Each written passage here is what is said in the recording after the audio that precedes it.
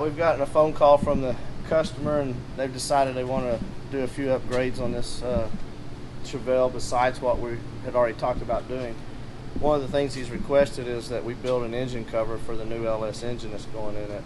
So Kenny and I have come up with a decent idea here that we're going to maybe try to take an extra set of these scoops, if they're affordable and we can get them, and build us a engine cover that will incorporate a pair of these, simulate the top of the hood over the engine to kind of clean up the LS.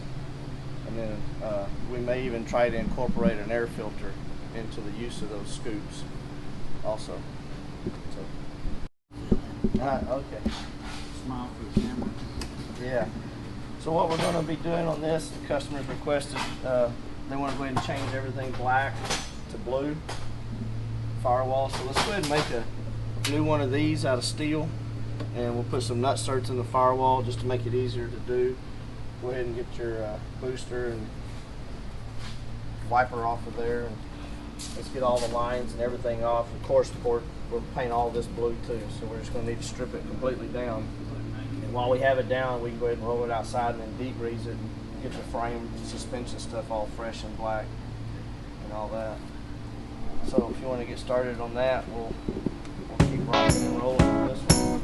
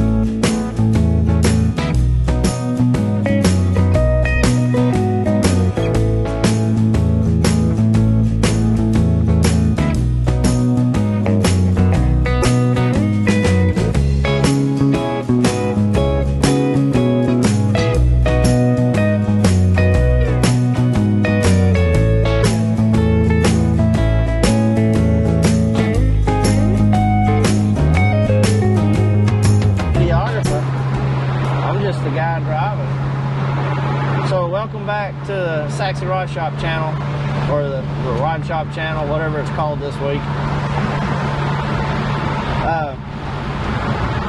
This is a 67 Chevelle, brought in for a customer to do some small repair work on it, and then one thing led to another, and let's do this and let's do that, and while you're at it, go ahead and do this. So some of the stuff the reason it actually came into us, this is a SS car, and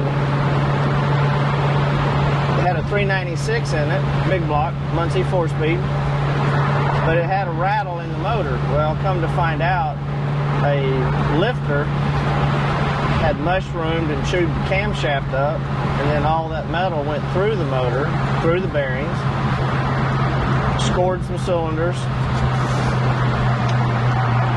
messed up the crankshaft, messed up some rod bearings. And so visiting with the customer, he's like, well, what's it going to cost to rebuild it? And are we going to be able to get more power out of the 396 without it being not drivable, street drivable? So one thing led to another, a couple of conversations back and forth, and we chose to do the current trend, the LS conversion, with a Tremec 5-speed. So this car actually now has the 525 horse LS3 with a Tremec 5-speed transmission in it, GM Performance crate motor, all their wiring, and this car is so fun to drive. So in doing that, though, he was like, well, can we make it handle a little better? So we ended up going with the Ride Tech traditional style suspension upgrade, which is, they call it street grip. So it's a front end package and a rear suspension package that's been added to it. And we kept it had an older AC system in it from Vintage Air. I mean, probably a 20-year-old system.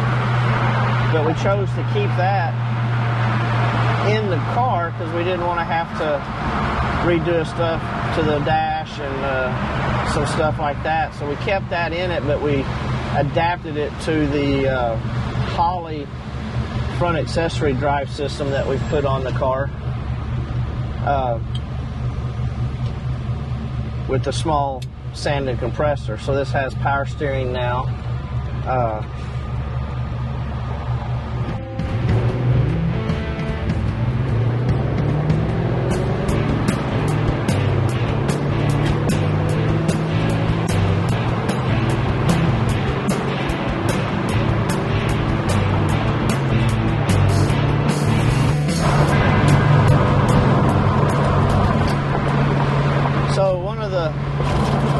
Things we've done, we've of course, with the LS engine, we had to change the radiator. So this one, that's kind of a little bit of a story. We tried a new supplier, and we were on a time crunch. So we found a guy that had a direct bolt-in radiator in half the time it was going to take from anybody else.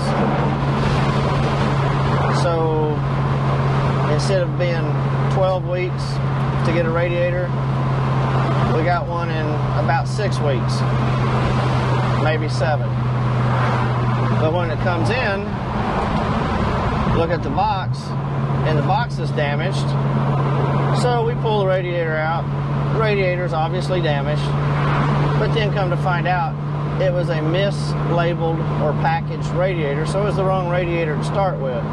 The part number on the box was correct, radiator was wrong. So now we're back to square one.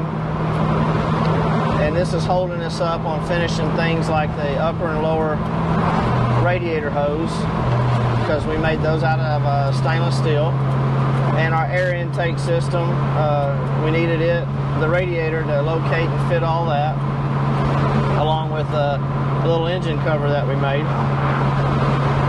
So Supplier says they'll get us one right out. Well, about that time, their supplier of cores has issues with product and can't supply the cores for our supplier to make another radiator. So now we're back totally to square one, starting to look all over. And we ended up found one in stock, supposedly, at Summit. It was a Griffin radiator.